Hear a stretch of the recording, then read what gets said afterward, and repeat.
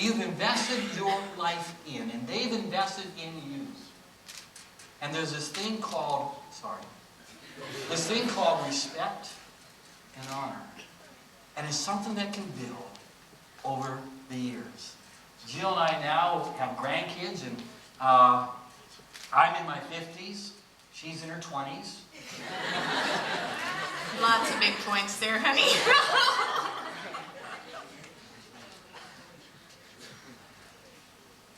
We're not younger. We're getting older. But for me, there's a great joy in knowing I know who I'm going to be with when I get old. There's something special about that. And I honor my wife. I don't want to take my authority and abuse it. That is not my goal. That's not what God intended. I want to be the head of my house, but I want to respect and honor the one God has given to me. Well, I really echo what Terence was saying about valuing each other. And I think little girls just really love to dream about growing up someday and that special someone that's going to be in your life, and you'll feel so safe and protected with them, you know. And it's just something that little girls tend to do. We look for that day and we long for that special someone. Some little girls like to think of it as like their Prince Charming. Didn't I hear that in a poem this morning? Oh no, that was a song, sorry. It was in the song, yeah, about you're my prince and you're my princess. You know, it's just something within us that we're made for this relationship. See, our God of order, He's got this special way that He made us. That's how we're created. We long for this very specific and special relationship. Now, I know that we have a lot of relationships, and I also value each one of those. I value each of you. And since we've been working and helping out here at ICA as pastors, I value you even more than I ever have.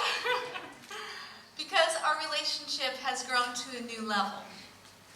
I knew Flora before, and I really loved Flora. But I'm telling you, I love her way more now than I did a year ago. Because of the change that we've had and the way that the time we spend together, and I see the work and the prayer that she puts forth as she leads our worship here. And I value her more than I did a year ago. And God has made us in this way that we need each other, and we really receive from each other. As we give, we receive. So as girls who really look for and want this special feeling that is hard to even put a name or a title on, I have a little mathematical equation that I never get to write on the board, honey. Goody. First time I've ever written on one of his whiteboards. Just So to equal my artistic talent.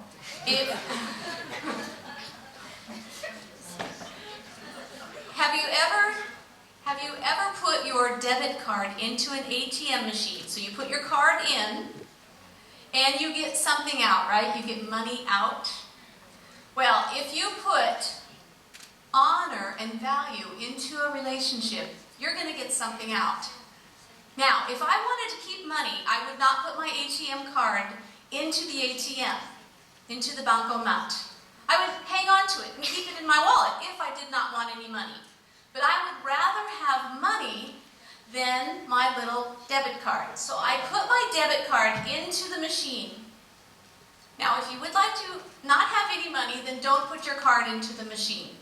But if you would like to have money, put your card into the machine and it will give back to you money, if you have money in your account.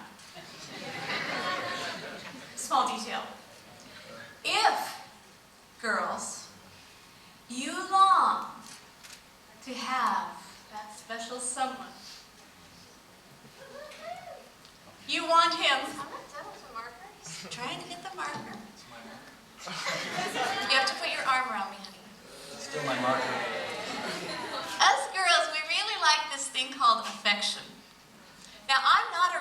affectionate person. Truth be told, we call this a hall hug. Go ahead, honey. No, give me a hall hug. A hall hug? He does know. I know he knows. I'm not an affectionate person, but I need affection from him. And sometimes I don't get enough affection from him. Like you didn't know. Now, I can write him notes. I can beg. I need you to love me more. I need you to kiss me every morning, please, Because, it's married life.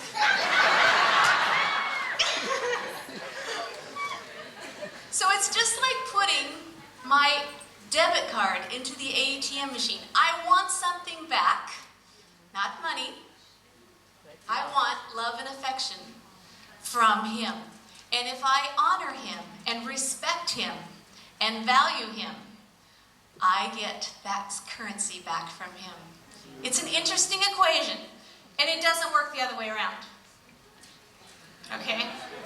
This is just the girl side. So what I get back is affection. See my little heart? So that's just from the girl side of things. We really need and long for, ever since we're little, we get all pretty and everything because we're trying to catch the attention of someone. And we're waiting for that. We're waiting for that little, when you're next to each other and your hands touch a little. So girls, he's still 12. So girls, I encourage you to give your man honor, respect. And there are many ways that you can do that. But please, if that's what you desire to receive back, this is the mathematical equation. This is how God made us. And if you're a guy,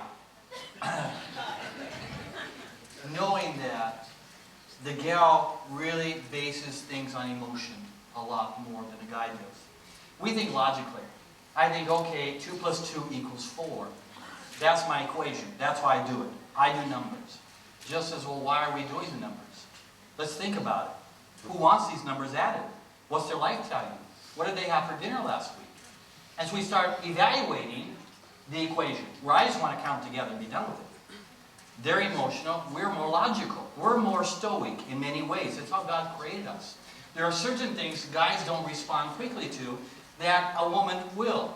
So as a guy, if I want that respect and honor from my wife, I want to be able to fill her bank with love. I want to show her my love. I want to show her not just in the physical, but in the words that I say, in how I treat her, and how I care for her, and how I provide for her. I want to show that love. And when I'm doing that, I'm putting money into the bank that she can draw out from. Then my debit card will work. And she'll have money there for more shoes. But as a fellow, I like to think things logically. Here's the problem that we have historically as men and women. The wife is driving your car, and she hits another car. She's backing out, and she hits the car behind you that happens to be a brand new Porsche.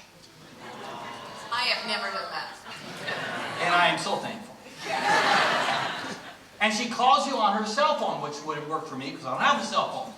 But she calls you and says, "Honey, I just backed into another car." And we say, "What type of car?" "It's a blue one." "What's the make?" "I don't know, it has a door." We say, "Is there much damage?" She said, "No, I'm okay." Not you, the car. That's the problem. She wants at that moment to see you not focused on the temporal monetary event. She wants you to look at the emotion of what she's gone through. She has just damaged something and she feels bad. She may be a little bit bruised up or wounded, but that's what she wants you to ask. Not about the car. She could care less. I'm not driving this week at all. About the car. And guys, for us, that is honestly very hard to do because we're logical. Now, gals, keep that in mind next time we do something stupid. Which we do every 2.5 seconds in life. But here's another thing, guys, that's really fortunate.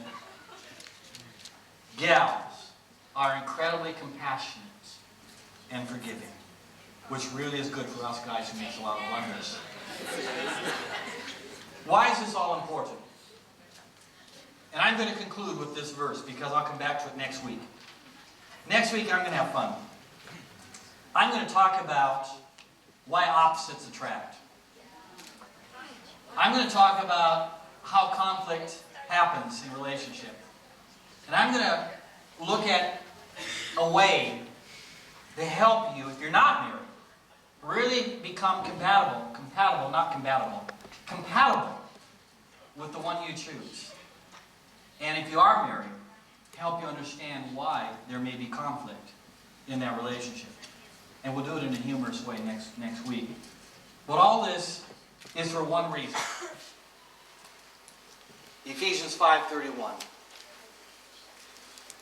Paul writes, "For this reason, a man will leave his father and mother and be united to his wife, and those two will be one flesh."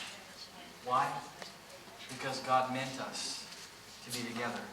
It was not good for man to be alone. So God created woman. And that is a beautiful picture of what God intended the man and wife to be in marriage.